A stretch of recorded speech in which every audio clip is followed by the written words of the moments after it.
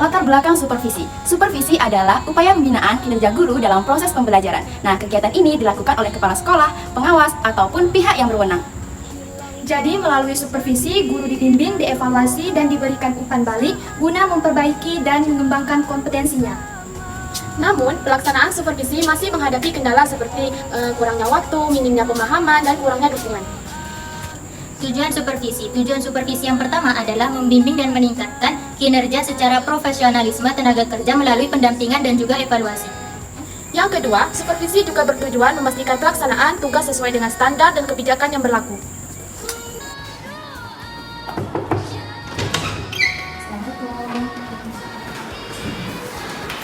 Pagi Ibu. Gimana kabarnya Ibu? Alhamdulillah hari ini. Sebelumnya terima kasih sudah berkenan hadir kepada saya. Baik Ibu, jadi langsung saja ya. Pada kegiatan kali ini kita akan melaksanakan kegiatan observasi seperti sebelumnya sudah saya katakan kepada Ibu. Jadi tujuannya agar nanti ketika Ibu sudah melaksanakan pembelajaran di kelas saat kegiatan observasi yang kita lakukan pada Ibu ya, nanti Ibu bisa menjadi lebih siap, menjadi lebih percaya diri dengan berbagai hal yang akan kita bahas setelah ini. Bisa dulu ya. Jadi untuk kegiatan observasi kali ini ada beberapa pertanyaan yang akan saya tanyakan kepada Ibu. Jadi untuk pertanyaan pertama mengenai tujuan pembelajaran. Jadi tujuan pembelajaran seperti apa yang ingin Ibu capai dalam pembelajaran? Baik, jadi tujuan pembelajaran yang ingin saya capai yaitu tentunya peserta didik ini dapat memahami apa itu rukun iman. Kemudian yang kedua, peserta didik juga bisa mengetahui pengertian dari rukun iman tersebut. Lalu peserta didik juga bisa melafalkan apa saja rukun iman yang wajib dimiliki tersebut. Jadi materi yang akan disampaikan itu mengenai rukun iman dulu. Iya. Baik Ibu, kemudian pertanyaan selanjutnya untuk area pengembangan. Arah pengembangannya nanti pengennya Ibu apa yang Ibu kembangkan gitu dari siswa-siswa itu? Jadi area pengembangannya ya, Bu ya. Area pengembangannya ya saya ingin fokus pada pengetahuan saja. Pengetahuan seperti apa Bu? Ya karena dari permasalahan yang akan saya berikan nanti, murid ini saya tuntut untuk mencari solusi dari permasalahan yang saya berikan. Nah jadi pengetahuan ini mereka saya harap lebih mumpuni dan lebih mampu dalam memahami materi tersebut. Itu untuk arah pengembangannya ke pengetahuan dan pemahaman ya. Bisa. Kemudian model pembelajaran. Nah, model pembelajaran seperti apa yang ingin Ibu terapkan saat mengajarkan? Jadi model pembelajaran yang ingin saya terapkan nanti itu saya akan mengaitkan dengan model PBL atau pembelajaran berbasis masalah. Jadi nanti kami guru ini akan memberikan masalah kepada murid dan murid akan mencari solusinya sendiri. Memberikan suatu persoalan, kemudian meminta mereka untuk diskusikan. Ya. Oke, selanjutnya strategi. Strategi seperti apa juga yang diterapkan dalam pembelajaran ini nanti? Jadi strategi yang ingin saya terapkan nanti itu strategi kooperatif. Nah, jadi strategi kooperatif ini nanti siswa akan dibagikan menjadi kelompok-kelompok kecil. Nah, di situ nanti setiap kelompok ini akan diberikan persoalan, lalu mereka mendiskusikan dari masalah tersebut. Kooperatif sudah. Iya. Baik Ibu, kita lanjutkan ya. Kemudian untuk penilaiannya, penilaian seperti apa yang akan Ibu gunakan saat proses pembelajaran? Jadi penilaian yang ingin saya gunakan itu dengan tes tertulis, lalu juga saya akan mulai dengan penilaian singkat. Tes tertulis dan sikap. Ya. Kemudian untuk sasaran kelasnya, Untuk sasaran kelas itu pada kelas 1 SD itu bagian materi awal. satu apa Ibu? A atau B? A. Waktu pelaksanaannya Ibu hari dan jamnya? Untuk waktu pelaksanaan itu pada hari Senin jam 9 sampai jam 10.30 itu. Iya. Mungkin pertanyaan dari saya, Ibu ya, jadi saya ingin tahu arah pembelajarannya nanti seperti apa, karena nanti yang saya tahu yang saya amati itu terkait dengan apa yang telah disampaikan tadi. Jadi saya harap nanti di hari Senin jam 9 sampai 10.30. Betul. Jadi kita akan melaksanakan observasi. Semoga proses pembelajarannya, kegiatan pembelajarannya berjalan dengan maksimal sesuai dengan apa yang telah direncanakan, mulai dari model pembelajaran seperti apa, strateginya, penilaian dan sebagainya. Saya harap juga semuanya bisa teramati, bisa tercatat, jadi agar proses pembelajarannya dapat berjalan dengan maksimal. Nanti juga harapan saya di hari Rabu kita bisa berjumpa lagi dalam kegiatan observasi, dan tentunya setelah observasi kita juga akan bertemu lagi dalam kegiatan pasca observasi atau posnya. Ya. Baik, terima kasih Ibu. Sekian dari saya, semoga bisa terlaksana dengan baik. Ya, terima kasih ya.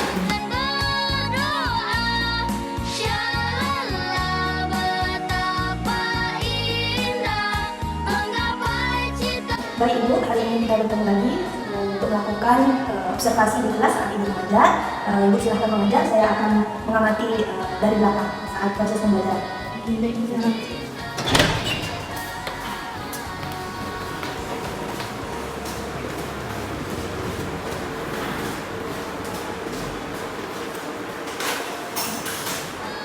Assalamualaikum warahmatullahi wabarakatuh. Waalaikumsalam warahmatullahi wabarakatuh. Sebelum kita memulai pelajaran, alangkah baiknya kita berdoa terlebih dahulu. Berdoa mulai. Bismillahirrahmanirrahim. Rabbi zidni ilman warzuqni fahman. Amin. Selanjutnya Pak Ustaz dulu ya. Ya. Siapa yang tidak hadir? Saya ini. Kenapa dengan seperti ini? Saatnya Pak Ibu. Untuk mengulas materi yang minggu lalu, sebelumnya kita belajar tentang apa? Rukun Islam. Rukun Islam itu ada berapa? Ada 5. Terus sebutkan satu persatu. Syahadat, sholat, puasa, zakat, dan haji. Jadi materi kita hari ini tentang rukun iman. Jadi tujuannya itu peserta didik dapat menjelaskan pengertian tentang rukun iman, lalu peserta didik dapat melafazkan tentang rukun iman. Baiklah anak-anak semua, di sini kita akan belajar rukun iman. Apakah ada yang tahu apa itu rukun iman? Tahu. Apa itu rukun iman? Rukun iman itu keyakinan atau kepercayaan. Ya, betul sekali. Jadi rukun iman itu berarti percaya dengan sepenuh hati. Sebagai orang muslim kita ini harus percaya kepada Allah dan juga agamanya. Jadi yang pertama itu akan menjelaskan iman kepada Allah. Sungguh indahnya menggapai cita-cita.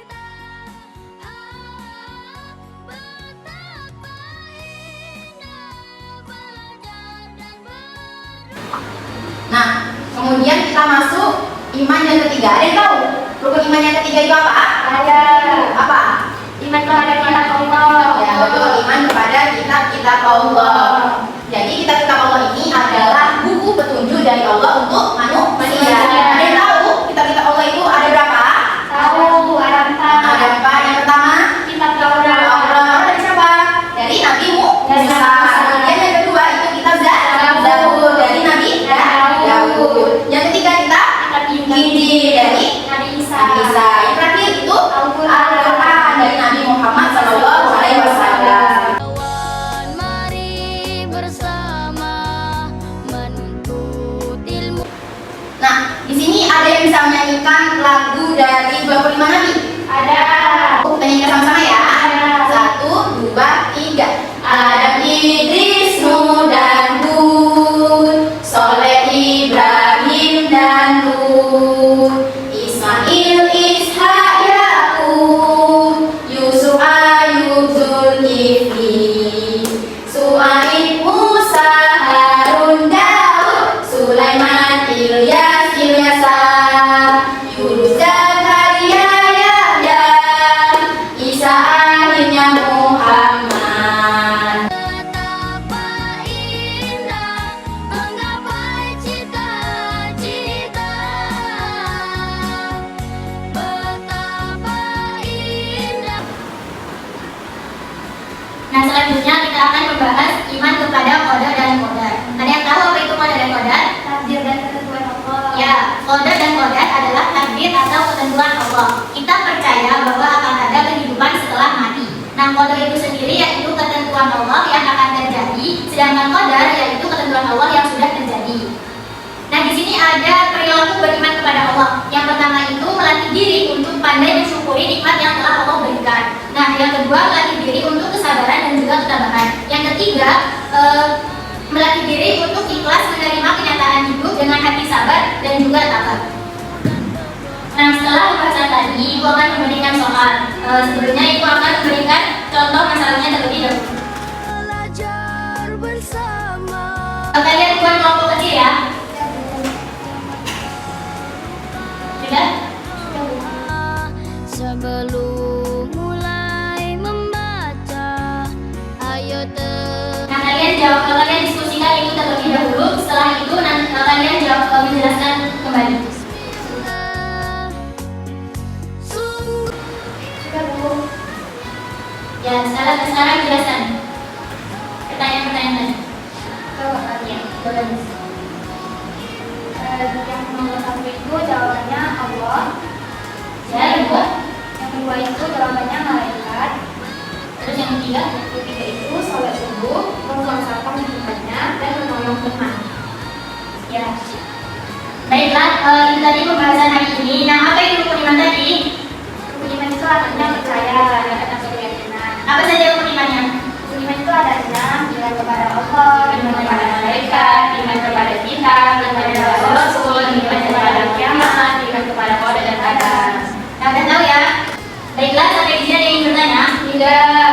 Nah, jika tidak ada pertanyaan, ibu akhiri pembelajaran hari ini. Sebelumnya kita membaca hamdalah. Alhamdulillahirabbil alamin. Ibu akhiri, assalamualaikum warahmatullahi wabarakatuh. Waalaikumsalam warahmatullahi wabarakatuh.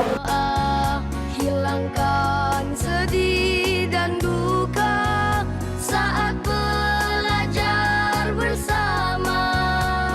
Baik Ibu, sebelumnya terima kasih sudah hadir pada hari ini pada tahap kegiatan pasca observasi.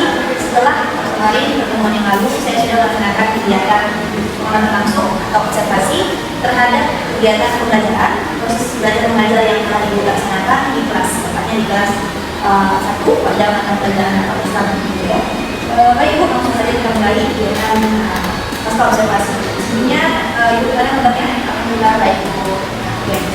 Jadi Ibu, di kegiatan pasca observasi ini tujuannya adalah saya ingin mengajak Ibu ngobrol banyak hal, terkhususnya pada kegiatan yang telah Ibu laksanakan di pertemuan sebelumnya, di kegiatan pembelajaran yang Ibu laksanakan di kelas 1 yang kemarin. Nah jadi langsung saja pertanyaan yang pertama, bagaimana perasaan Ibu setelah melaksanakan kegiatan pembelajaran ini? Alhamdulillah itu sedikit puas ya Bu ya, karena ada beberapa hal yang menurut saya ini belum sempurna. Sudah cukup puas, tapi ada beberapa yang kita kali ini ya. Dan selanjutnya, gimana perasaan Ibu ketika melaksanakan kegiatan pembelajaran, ketika Ibu mengajar dengan adanya kehadiran supervisor di dalam ruang kelas? Ya sedikit dulu ya Bu, karena ada seseorang yang mengamati, tapi alhamdulillah bisa jelas apa ya pembelajaran. Baik Ibu, selanjutnya bisa Ibu ceritakan kembali terkait proses pembelajaran yang kemarin telah Ibu laksanakan di dalam kelas. Baik Ibu, saya akan menceritakan kembali pembelajaran yang sudah saya lakukan di dalam kelas. Jadi saya merasa pembelajaran yang sudah saya lakukan itu cukup lancar dan juga cukup baik. Namun memang saya perlu lebih mendorong siswa lagi untuk lebih aktif, bukan hanya aktif dalam berdiskusi, tetapi juga aktif dalam mengasih pendapat. Kemudian berikutnya, karena di sana proses pembelajaran Ibu menggunakan model pembelajaran PBL kemarin ya. Nah, jadi proses pembelajaran PBL yang sudah Ibu rencanakan pada saat observasi kemarin itu sudah terlaksana atau belum di saat Ibu mengajar? Alhamdulillah sudah terlaksana Ibu, karena siswa sudah saya libatkan dalam berdiskusi, lalu menyampaikan apa yang telah siswa diskusikan. Baik, ini juga di catatan saya juga sudah sesuai. Beberapa yang Ibu sampaikan di observasi juga sudah tampak semua. Untuk PDL pun kemarin anak sudah diajak untuk diskusi sama kemudian juga evaluasi. Pertanyaan yang selanjutnya terkait hambatannya. Nah, proses pembelajaran yang Ibu laksanakan kemarin, apakah ada hambatan yang terjadi seperti atau ada masalah atau seperti apa? Oke, baik, untuk hambatan dia itu adalah siswanya kurang aktif, siswanya itu asik dengan dirinya sendiri, tidak mau mendengarkan. Jadi keaktifan siswa kurang mendukung, ada yang aktif tetapi tidak semua gitu ya. Itu juga kemarin sempat saya amati juga terjadi gitu ya. Terkait hambatan yang terjadi ini Bu, tentang keaktifan siswa yang kurang menyeluruh ini, kira-kira menurut Ibu solusi apa yang dapat hadir untuk mengatasi hambatan yang disebutkan?